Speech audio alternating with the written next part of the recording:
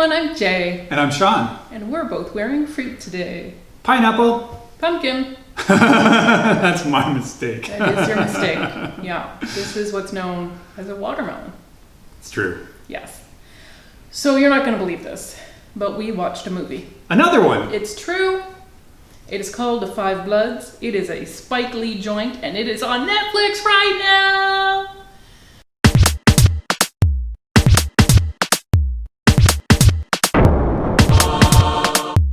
Should the people watch it, Sean? Absolutely. Yes, they should. You know what? Gosh, I remember this guy straight out of the gate was making waves as a young filmmaker. Yes, he was. And back in the 80s. Yes. I think he's getting better and better. I agree. He really has his finger on the pulse, and right now, more than ever, his is a voice that needs to be heard. Yeah. Absolutely. Mm-hmm. Well, I think that's one thing you can always count on from Spike Lee is he has such a strong point of view. Like, his movie is speaking, I think, rather bluntly at times. He is not beating around the bush. He has beliefs. And as people should, he is communicating them through the art that he loves. And I think, his movies just keep getting more and more powerful, perhaps because they are feeling more and more relevant. Yeah. And he was always tapping into that undercurrent, and I think obviously right now it's not an undercurrent. No, it is super mainstream. Thank goodness. Let's keep it there. And I think this movie is coming out at a really great time. It feels like he might have just thrown this together because it's so extremely topical, but no. This is just Spike Lee being able to predict the future because he has studied the past. Yep. That's what your history teachers always told you, and it's true. He is proving it's true. Yes. He's done it with Black Klansman last year, I think. That's right. And now, again, for 2020, he's got a movie about the Vietnam War, sort of, that speaks to this moment in time. And it's been a whole new moment in time for the last few weeks now. Mm-hmm. And this does feel like he knew it was coming. Mm-hmm. Well, I mean, it has come before. That's the thing. We keep getting these waves. We just actually watched Dave Chappelle has a short comedy special that is on, it's by Netflix, but it's on YouTube to watch for free. It's just like a half-hour special. I mean, he taped it extremely recently. The crowd is outdoors. They are social distancing. I wonder what it's like as a stand-up comic to do, a routine when people are wearing masks. But he wasn't just being funny. And this is, if you've ever seen Dave Chappelle in his show, and we have seen him a few times now, we've been very lucky. Yes. He is reacting in the moment to things, and you may have seen him get in the news because of this sometimes. But he has, like Spike Lee, like anyone who is paying attention, you're angry. And it's okay to express that, even if normally you're the guy who tells the jokes. This is the time to put out there what you're really feeling.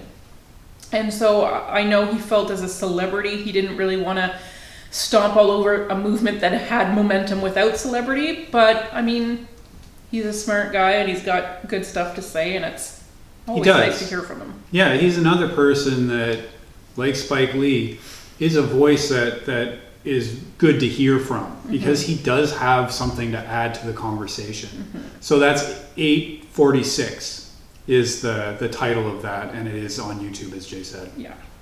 So back to Spike Lee, who you can watch on Netflix. It's on Netflix. Would this have been great to see in the theaters? Yes. Is it kind of great that it's on Netflix and you can rewatch it? Yes. Yes. So I can't be too bad about missing it out on the theaters because it is nice to have access to it, especially right now when the theaters are not even up and running yet. And this is a good movie. Like, this is going to be, I know like Netflix has been gaining momentum. They had Marriage Story, The Irishman, but I think this is even better. Yeah, it is a really good movie that also is relevant for the topics that it is bringing to the table. Mm-hmm. And those are the best ones. Yes. And it is told from an old story. It's about 5 Bloods, 5 African-American soldiers in the Vietnam War. Only 4 of them went home. So many years later, they are now in the present day, they decide to return. The 4 surviving, I don't know if friends, I don't think they've really kept in touch. They haven't really kept in touch.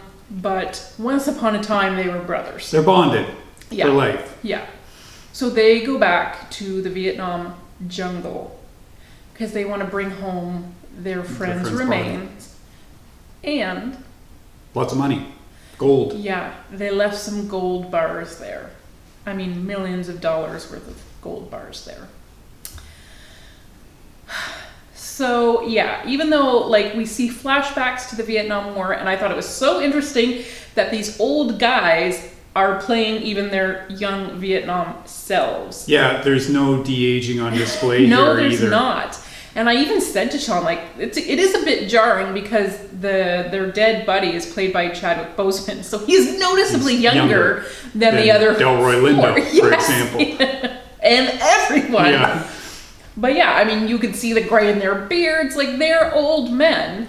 But I thought, especially because it's on Netflix, because they just paid a lot of money to de-age De Niro and company for The Irishman, I thought, well, this is obviously a choice. Obviously. Yeah, I mean, they could have gone so many ways, and they've done it this way. And this is what they did. So it really makes you think, okay, what does this choice mean to the film? What does it mean to the characters? But really, I mean, this movie is intense. It's 2 hours plus. 2.5. Yeah. So it is not a short movie, but it just keeps hitting you with more and more to just absorb and sit with. And, you know, Spike Lee is a bit of a showman as a director. Yep.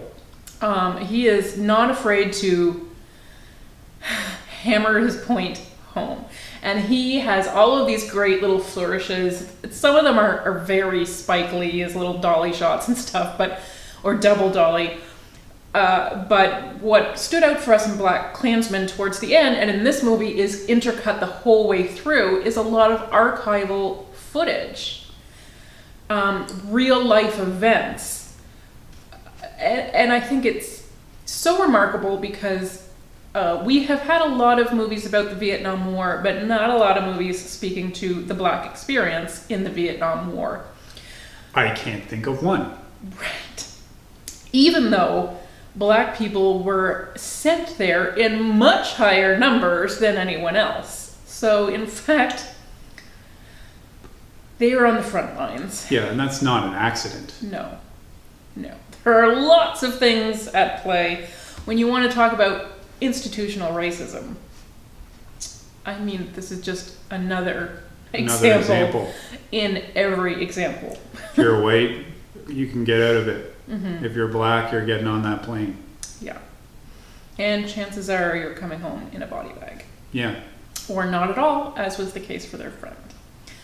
So they go back to get him. They're certainly going to look for that gold. But they're also still angry after all this time. And we all know the Vietnam War was a decisive, divisive disaster. Thank you. Yeah.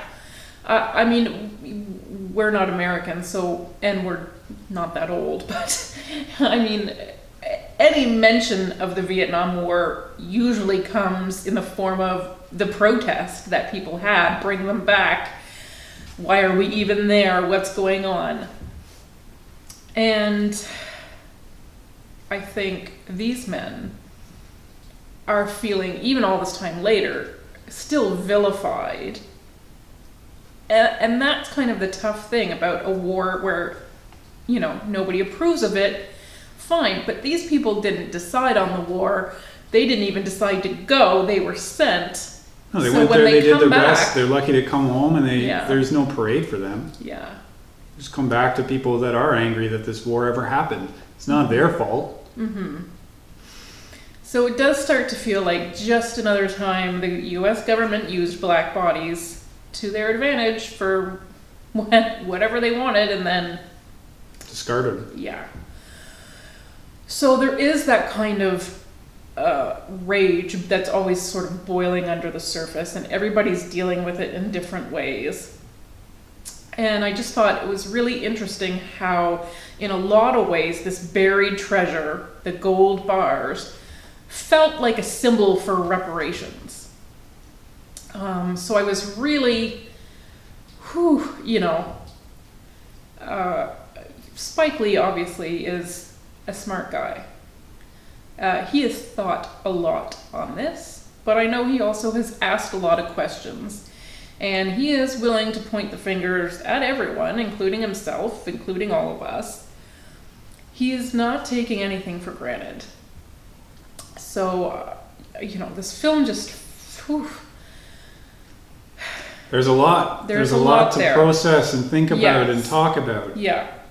And then, we'll see Muhammad Ali, and then we saw Martin Luther King, and then we see even present day kind of protests. And it really emphasizes this sort of cyclical, am I saying that right? Yep. Cyclical nature of the violent use of black bodies and somehow a lesser status. I mean, it's hard to figure out exactly what that worth is.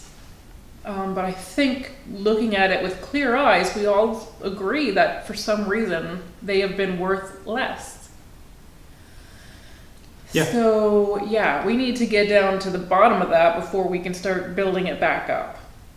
Yeah, well, it's that privilege rearing its ugly head again. For sure. And there's all kinds of privilege, and again, Spike Lee is not afraid to say that because he's also subtly reminding us that even these guys, are privileged compared to the Vietnamese people they were there for. Yeah, that's a really interesting part of this movie. I'm glad you hit on that, because it is not just about these guys' experience as they go back. Mm-hmm. It's also about the people that they knew there that were going through it either on their side, who were the Vietnamese, the South Vietnamese, or on the other side as the North Vietnamese, or people just caught in the middle who aren't even fighting. Yeah, absolutely. So it is interesting, and that's that's the discussion we're having. And the crazy thing about privilege is we often just can't see it. That's what privilege really is the things we take for granted. And so I think it is something for these guys to go back and kind of be pushed on that, to remember that they were the oppressors to these people. And so, we see how these things just keep going and going around the world, and even just within one very wealthy, very privileged nation. And yet it still can't somehow have equality even within its own borders. Like, what business do you have going out telling other countries how to do when you can't even do this at home? Yeah.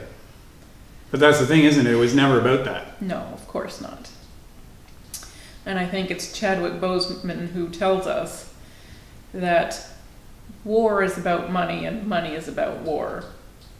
Yeah, they are. They're linked, for sure. Mm-hmm. And that is the undercurrent of this film. And so many good messages in here. Mm-hmm. Yeah, lots to think about. So this was, congratulations Netflix, you have an awards contender on your hands. Big ups to Spike Lee, who never disappoints, but I think this was way out of the ballpark and so well timed. Yeah, as you said, he is at the timeless. Top. That's the most heartbreaking thing, is that almost any time they released that, we would have felt, oh my God, it's speaking to us right now, because this just keeps happening. There's so many names on that list, and that's just one list. That's just one way that racism is still destroying lives. Yeah. So it's a very heavy watch, an intense watch, and a worthwhile watch, absolutely. That's right. So do your part, share the story, keep the conversation going. Spike Lee's a master. Yeah. Thanks for watching, everyone. Bye.